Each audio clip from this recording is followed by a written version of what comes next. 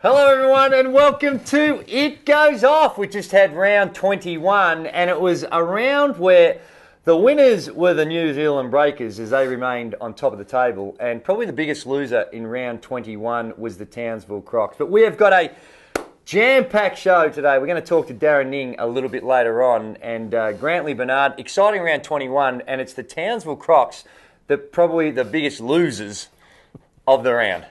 I don't know how many kgs they shed over the weekend, but they dropped 2 losses, and that is massive, especially when you put in the context of the Gold Coast weekend. Yep. And the fact that Cairns went to Perth and knocked off the Wildcats in Perth. Now, if people have been underrating Cairns all season, and we gave them a little tickle up last week when they only managed to score 43 points. They turn around, they go to Perth and they beat the Wildcats on the home floor. Great credit and great respect to Cairns for turning around like they have and getting that win. I mean, to bet against them making the playoffs now would be probably a little silly, I think. Well, they are. They're the favourites now to make that final 4th position, and it's really the Townsville Crocs that are behind the 8 ball just a little, and they've got a pretty tough schedule ahead. But there's a lot of heroes over in Cairns, and the players were fantastic. But I also say that Aaron Fern is doing a spectacular job in the way that he's getting that team to play together. And it's not by accident. No. He was able to do it last season, got them to the grand final. Coach of the year? Well, he's definitely in your top 2.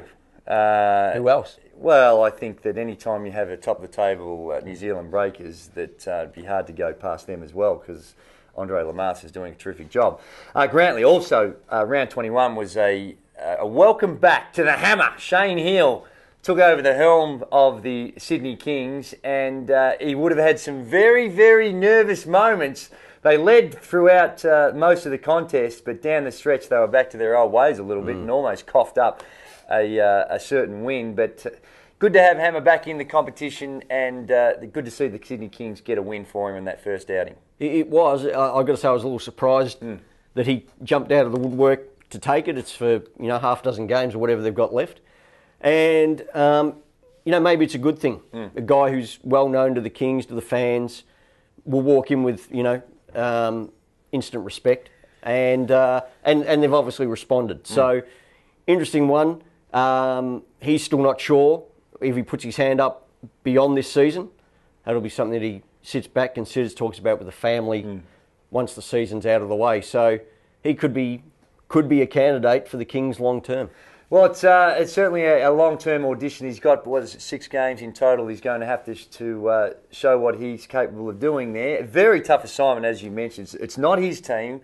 They've had this whole season where it's not his program and all those types of things, and very short period of time to practice to get the team humming along. But it's all started well for the Sydney Kings and the Shane Heal relationship. And Grantley, the Melbourne Tigers, they look like they've bottomed out. They've lost 8 out of their last 9 games and lost to the lowly Adelaide 36ers at home.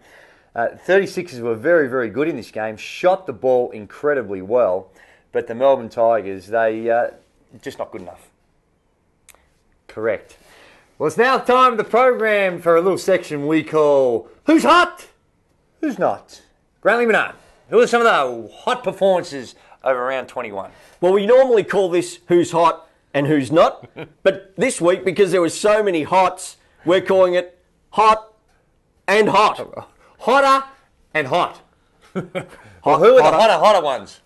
Off the top, Mark Worthington. Yes. 26 points on 10 of 13 field goals against the Hawks. And then, funnily enough, against the Hawks again, they had that little roundabout home road double. 17 points on 7 of 13 field goals. That's pretty hot.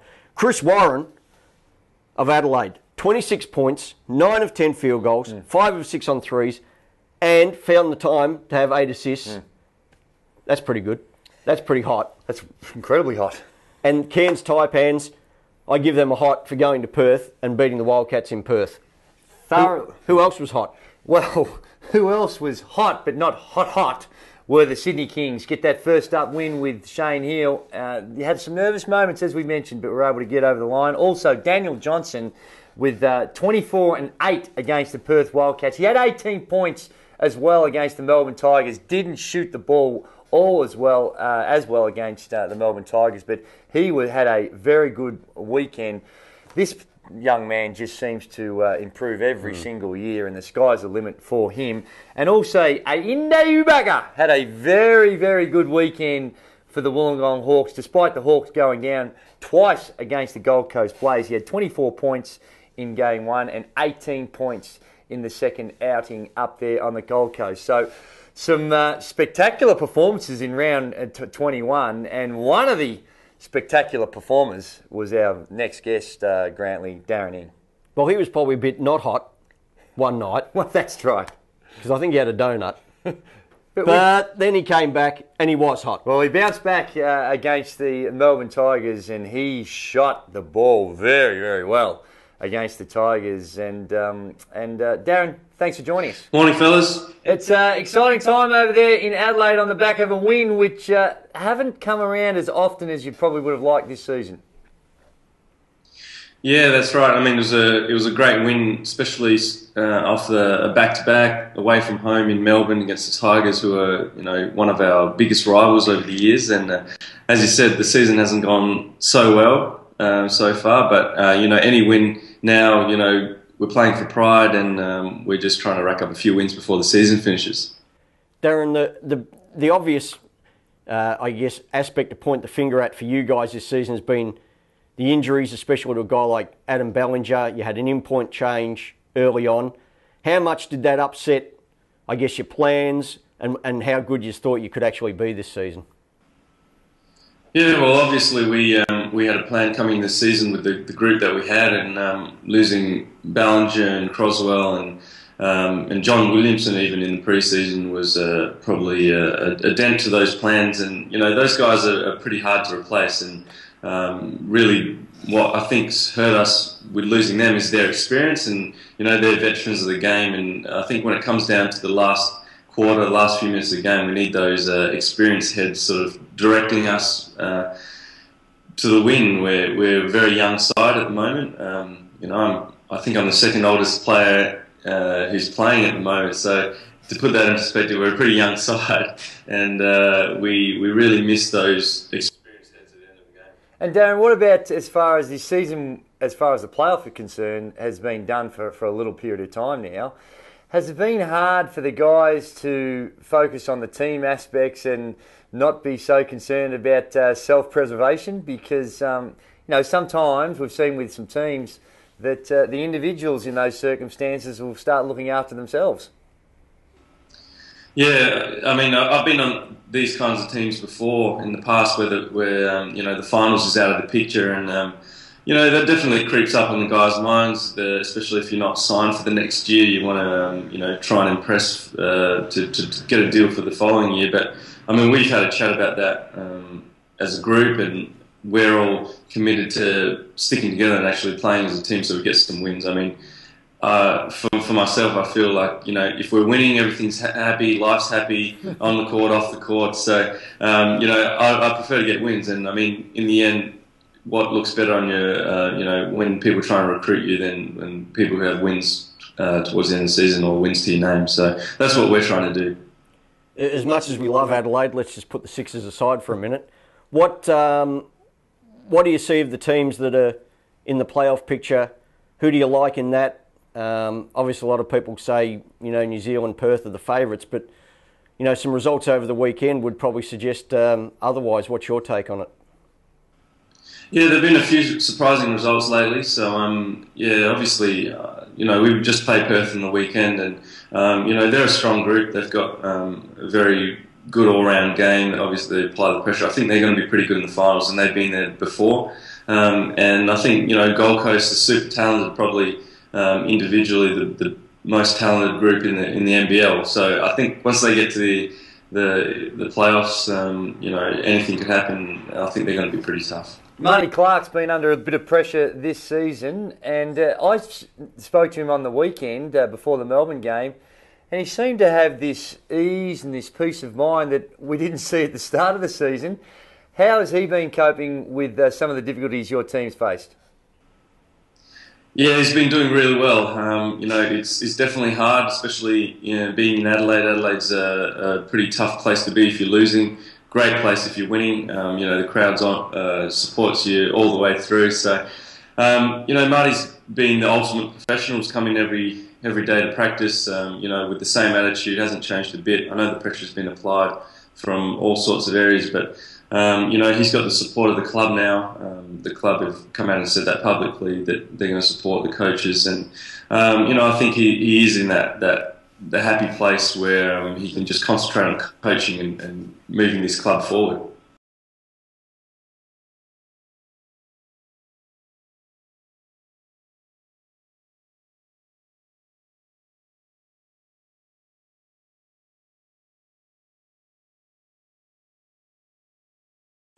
I can tell you no trickery. It was probably 1.5 takes, because the first take we had some technical issues with Mitch Creek on the camera. So,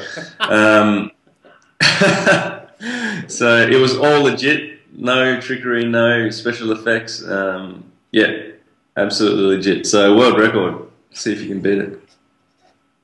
Darren, I guess just from your point of view, we all know you're a sharp shooter, but you also can maybe wield the sharp scalpel. Just tell us a little bit about, I guess, juggling two careers, and one being, a career that not a lot of us have been involved in. Yeah, I think the toughest part's probably behind me at the moment. It was when I was studying at uni and trying to combine the two. I think that was the toughest part.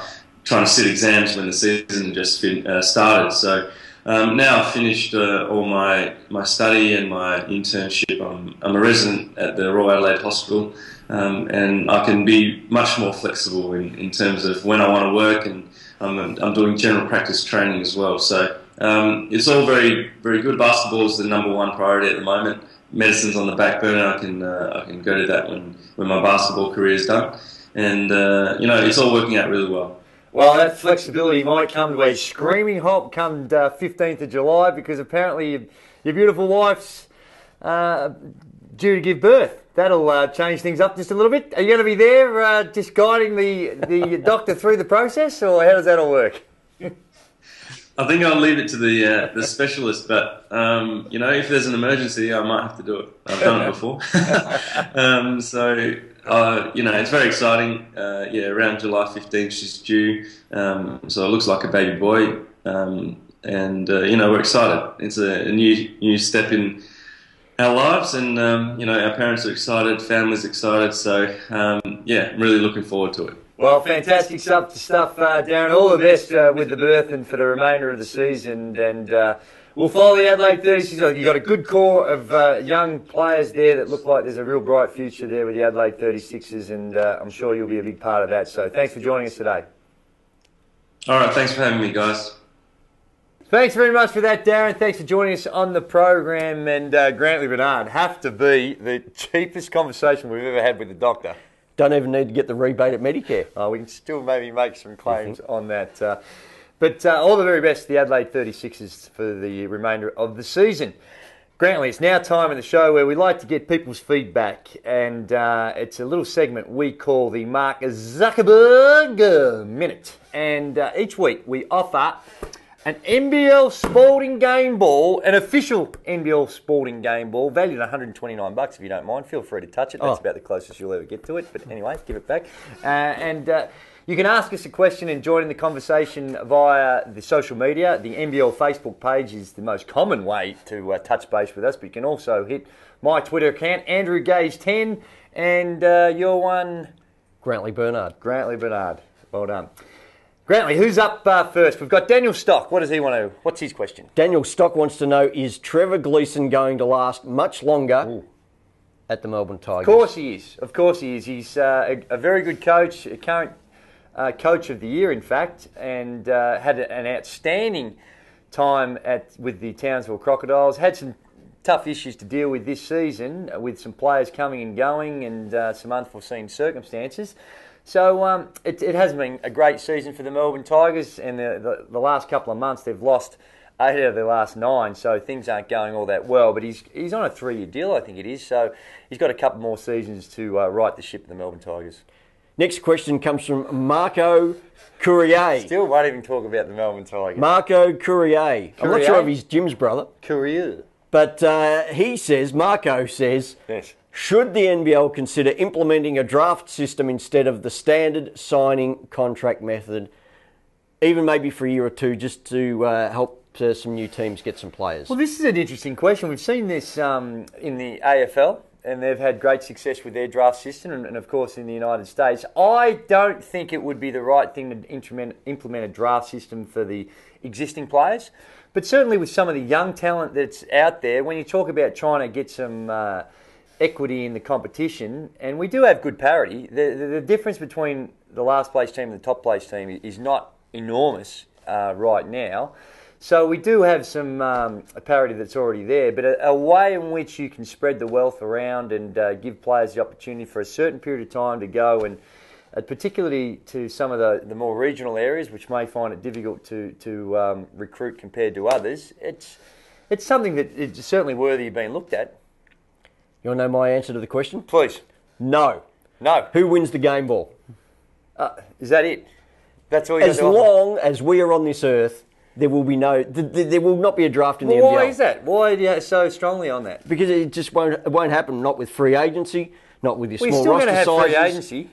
That's right. Well, I'm just talking about players that haven't played in the NBL. It's not going to happen. With all these players going over and playing college basketball, these youngsters, rather than saying, he who with the biggest checkbook wins, you have a standard contract for first-year players. You get them over here, and if you're drafted, just one round draft. You don't have to draft someone, but if you do, why not? Well, if you don't have to draft them, why are you going to have it?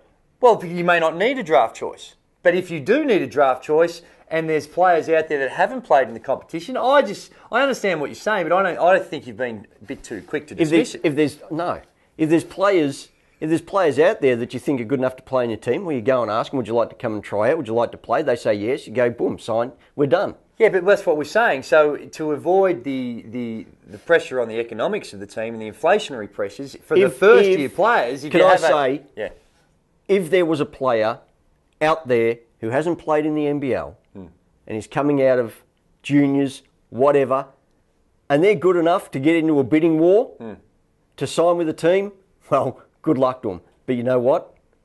Right now, there's really no one out there. Well, I'm not so sure. If you look at even at last year, when you got a player like Anatoly Bose, he would have been much sought after by a number of NBL teams. But I think you're right. I think it's unlikely. But I just think it's a very good question that Marco's posed on that basis. Marco, you're going to be taking home an official NBL sporting game ball. This one right here. Actually, get it out of your hands because you didn't like Marco. Don't touch it, Marco. I've just cleansed the ball from Grantley's negativity. All right? So that ball is coming your way, and we'll be in touch with you as soon as possible. You know what I just realised? What's that? This ball is a size 7. That's correct. I reckon your head must be about a 9.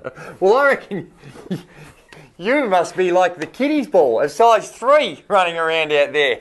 Look at that. Can palm his bonds. Now, Grantley. Marco's got the ball anyway. Marco, you've got the ball. Grantley, we are up to round 22 of the competition, and there are some critical... There's really only 3 teams vying for 2 spots, but still some critical games coming up. Talk us through where all the action's going to be in round 22. Starts on Friday night, and I'm not sure if this is critical to much except for saving embarrassment. The Sydney Kings at home to the Melbourne Tigers. Shane Heal against Trevor Gleeson. Is there a little bit of baggage between those two anywhere in the past? There's got to be. There's got to be. Possibly. Saturday night, the Cairns Taipans and the Gold Coast Blaze. This is a pre-playoff game. This is gonna help shape the playoffs big time. Adelaide 36 is against the Wollongong Hawks. That is the battle of the wooden spoon. On Sunday, the Townsville Crocodiles against the Melbourne Tigers. That is a massive game that the Crocs need badly. Sunday still, it's a Super Sunday with 3 games. The Perth Wildcats at home to the New Zealand Breakers. Now, Perth need to win a game at home after losing to Cairns at home. This is it. But boy, the Breakers coming in, that is going to be one tough game for Perth. And then the Gold Coast Blaze against the Sydney Kings to wrap up Super Sunday. And Gold Coast, they really need that one. They've got a tough road home weekend. But if they can split that, that'll be a good weekend for the Blaze, I think. Some critical games right there, and let's not also forget about the upcoming extravaganza. It's going to be where the NBL MVP is going to be announced. It's the WNBL NBL MVP. We've also got all the All-Star awards coming up, and it's on March the 26th, and it's at the Palladium at the Crown Casino in Melbourne. And tickets are available, and you can be a part of all the action and rub shoulders with the greatest basketballers running around in this country at the moment. It's going to be a fantastic night, Grantley. You're going to be there. I'm going to be there, and it's just going to be a whole lot of fun. Oh, it'll be huge. Last year they had Guy Sebastian banging out some tunes, so who knows? Apparently this year another very, very special guest is going to be performing, so it's a fun night. Check out the NBL website for all the details and book your tickets. Grantley, big weekend coming up. That New Zealand-Perth game is going to be an absolute beauty because the Perth Wildcats just that slight chance that they could also drop out of the top two positions. So that will be a critical game there. But you've been fantastic again here. A bit aggressive today, Grantley, but you've been fantastic. But we need to say thanks to those that help support this great game of ours. And it all starts with the naming rights sponsor, iNet. Connect better. One.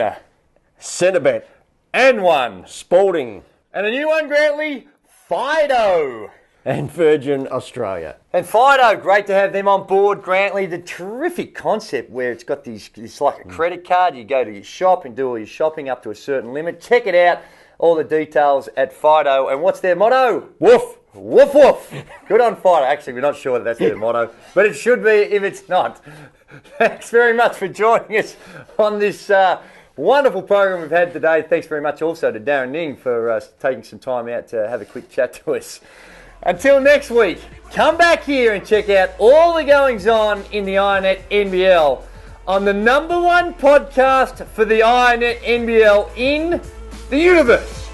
And it's called It Goes